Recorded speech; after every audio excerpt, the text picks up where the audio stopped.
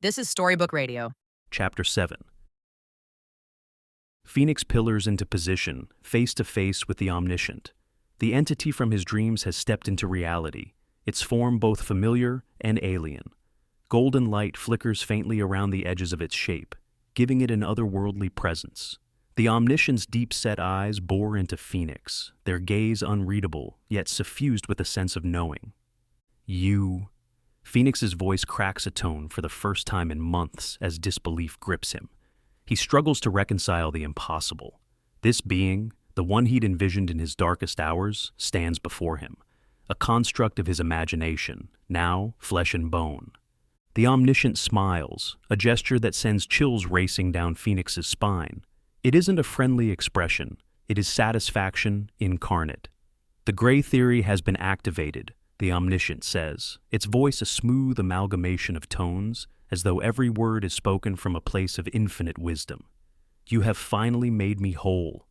Phoenix stumbles back, his heart pounding. This isn't real, it can't be, and yet every fiber of his being screams that it is. How are you here? He stammers, his mind racing for answers, for anything that will make sense. You believed in me, the omniscient replies simply. Belief is the foundation of existence. You gave me form, gave me life. Your guilt, your doubts, your vulnerabilities, they were the catalyst. The words pressed Phoenix like a vice. It isn't just his imagination, his belief, his pain, has somehow crossed the boundary between the abstract and the real. He's brought this being into existence. His knees buckle, and he sinks to the ground, burying his face in his hands. For a moment, silence envelops them. Then, a sudden anger erupts within Phoenix. He rises to his feet, his fists clenched, and shouts, "You caused all of this! The chaos, the destruction, the nightmares, it's all because of you." His voice cracks with anguish, the rawness of his emotions cutting through the night air. The omniscient tilts its head, unperturbed. "You found him, and it's you," it says, each word precise and terrifying. The accusation hits Phoenix like a physical blow. He staggers, the truth of it burning into his psyche. He wants to deny it, to shift the blame, but deep down, he knows. Memories he has disassociated flood into his mind all at once. His own turmoil, his inability to cope, has been the breeding ground for this. "Where are we?" he demands, desperate to change the subject and escape his revelation.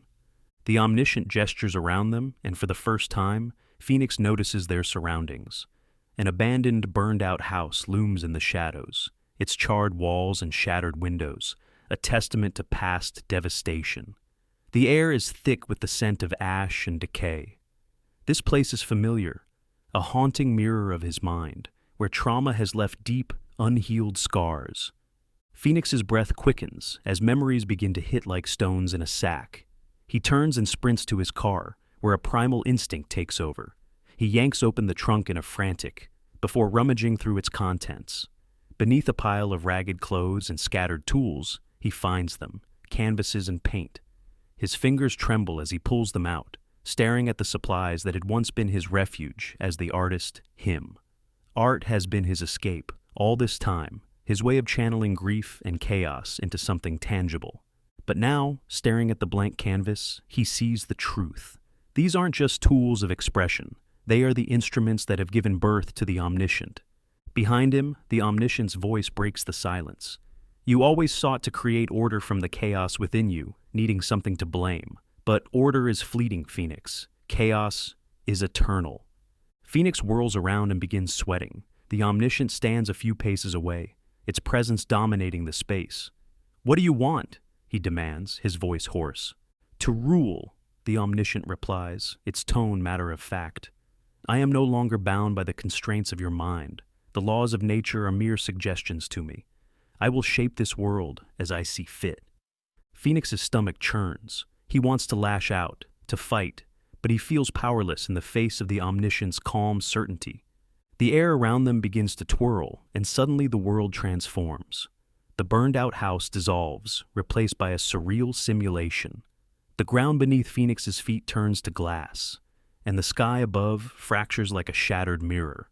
Colors swirl and shift, bending reality in ways that defy comprehension. Phoenix's senses reel, overwhelmed by the sheer impossibility of what he is witnessing. "This is what I am capable of," the omniscient says, its voice resonating through the distorted space. "Imagine a world where reality bends to my will, a world without limits." Phoenix falls to his knees, his mind struggling to process the enormity of what he is seeing. The omniscient's power is beyond anything he could have imagined, a chilling reminder of the consequences of his own actions.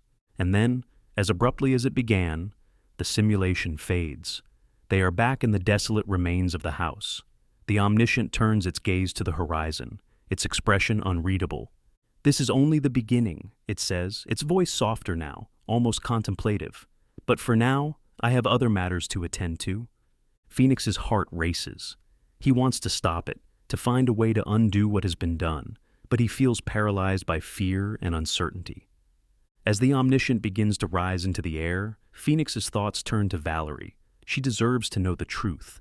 But how can he explain any of this? How can he tell her that the nightmares she'd been hearing about are his doing? The omniscient disappears into the evening sky, leaving Phoenix alone in the cold silence.